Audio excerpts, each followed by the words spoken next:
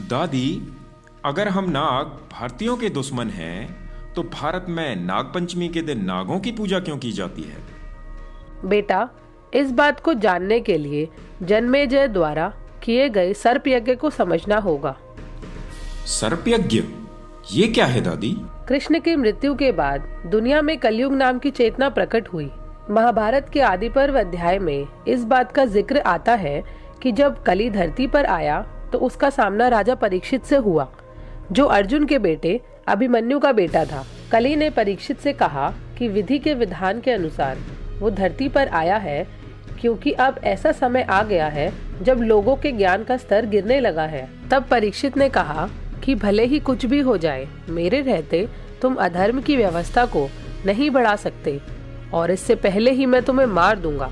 कली ने कहा, ठीक है, तुम्हारे रहते मैं इस धरती पर अधर्म नहीं फैलाऊंगा, पर तब तक मैं तुम्हारा शरणार्थी बनता हूँ और मुझे रहने के लिए जगह दे दो। परीक्षित ने कलयुग को रहने के लिए 5 जगह दे दी। पहली, जहाँ पराई स्त्री के साथ संबंध रखा जाता हो।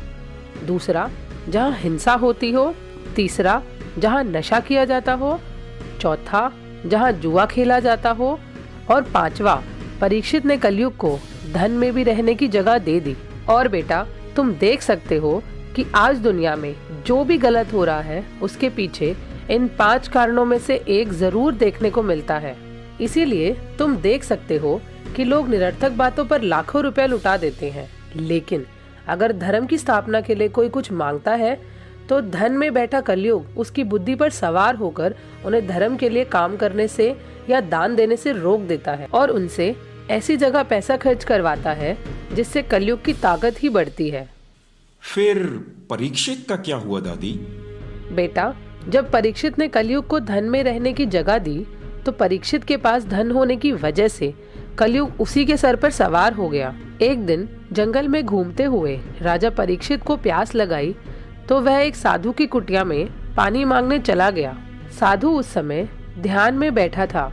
परीक्षित के कई बार पानी मांगने पर भी साधु का ध्यान उन पर नहीं गया। कलयुग का प्रभाव होने से परीक्षित ने एक मरा हुआ सांप साधु के गले में डाल दिया और वहां से चला गया। यह पता चलने पर साधु के बेटे ने परीक्षित को श्राप देकर कहा कि उसकी मौत 7 दिन के अंदर हो जाएगी और उसको मारने वाला कोई नाग जाति का मनुष्य ही होगा। उसके बाद क्या हुआ दादी? बेटा, उसके बाद तक्षक वंश का मुखिया परीक्षित को मारने निकल पड़ा। तब रास्ते में उसे धन्वंतरी ऋषि मिले तो तक्षक ने उसे पूछा कि आप कहाँ जा रहे हो? ऋषि ने कहा कि मैं परीक्षित को श्राप से बचाने जा रहा हूँ। तक्षक ने ऋषि से पूछा कि आप उसे कैसे बचाएंगे? तब ऋषि ने बताया कि जहाँ तक वो देख सकते हैं वहाँ तक किसी विष के प्रभाव को खत्म कर सकते हैं। तक्षक ने धन्वंतरी ऋषि की परीक्षा लेने के लिए एक पेड़ में जहर डाल दिया, जिसे देखते ही देखते पेड़ पूरा सूख गया और ऋषि को उस पेड़ को दोबारा हरा करने की चुनौती दी। जिसके बाद ऋषि ने उस पेड़ को जड़ी बूटी से फिर से हरा कर दिया और उसकी इस विद्या को देखकर तक्षक डर गया।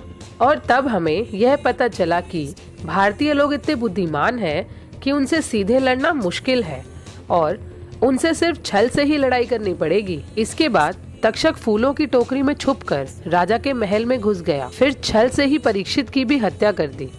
दादी, क्या भारतीय सच में इतने वीर हैं कि हम हमेशा उनसे डरते आए हैं?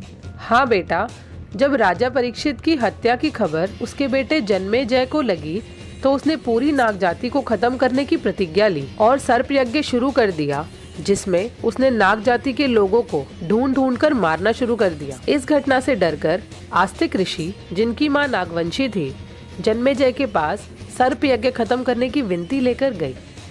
क्योंकि आस्तिक ऋषि को कभी जन्मेजय से वचन मिला था कि उनकी एक इच्छा पूरी करेंगे, इसीलिए जन्मेजय ने सर्प यज्ञ खत्म कर दिया। और जिस दिन सर्प यज्ञ खत्म हुआ उस दिन श्रावण महीने के शुक्ल पक्ष की पंचमी थी। इस तिथि को भारतवंशियों ने नागवंशियों को दूध पिलाकर संधि कर ली, जिसके बाद नाग पंचमी की शुरुआत हुई।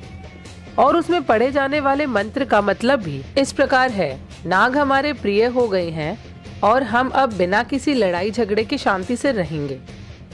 भारत के लोग आज भी हमसे शांति की बात करते हैं, जबकि हमने ना सिर्फ ये संधि तोड़ दी बल्कि उनको गुलाम भी बना लिया है। ये लड़ाई तक्षशिला में हुई थी, जो कि आज के समय पाकिस्तान में सिंधु नदी के पास का इलाका है। फिर हम भारत को छोड़कर पश्चिम की तरफ आ गए। इसके बाद का हमारा इतिहास इराक, ईरान, सीरिया, यूनान यानी ग्रीस और मिस्र यानी इजिप्ट के इतिहास में दर्ज है। तब से हमने ताकतवर बनने के लिए कली यानी लूसीफर की पूजा शुरू कर दी और आज देखो हम लगभग पूरी दुनिया के शासक बन गए हैं। तो दादी, क्या अमेरिका पर भी हम नागवंशियों का ही शासन है? हाँ बेटा, इसके बारे में मैं तुम्हें बाद में बताऊंगी। जी दादी, लूसीफर की जय हो। नमस्कार साथियों, मेरा नाम राहुल है। मैं बनारस का रहने वाला हूँ। पिछले 4 साल से भारतीय परिवार संगठन से जुड़कर काम कर रहा हूँ। इन वीडियो को देखने के बाद आप मिस कॉल देकर जो हमें समर्थन कर रहे हैं, इससे ये मालूम पड़ता है कि आज भी देश में कुछ सच्चे देशभक्त हैं। और जब हम इस अभियान को आगे बढ़ाएंगे तो आप हमारा साथ देने जरूर आएंगे। वीडियो में बताई गई बातों को जानने के बाद आपके मन में ढेर सारे सवाल उठते होंगे। इन सवालों के जवाब हम धीरे धीरे वीडियो के माध्यम से आप तक पहुंचाते रहेंगे। ये हमारी 5वीं वीडियो है और आगे आने वाली वीडियो में हम इतिहास से निकलकर वर्तमान में घटने वाली घटनाओं पर आएंगे। साथियों, हमारा वीडियो बनाने का मकसद सिर्फ YouTube पर ज्ञान बांटना ही नहीं है, बल्कि अपने लक्ष्य को धरातल पर भी लेकर जाना है। और इस विचार को संगठन में बदलने के लिए हमें आपकी तन और धन से सहायता चाहिए। इसीलिए इस अभियान को आगे बढ़ाने के लिए नीचे दिए गए नंबर पर एक मिस कॉल ज़रूर करें। और अगर आप हमें तन या धन से सहयोग करना चाहते हैं तो इसी नंबर पर एक SMS कर दें। जल्द ही हम अपनी अगली वीडियो के साथ आपके सामने प्रस्तुत होंगे। जय हिंद।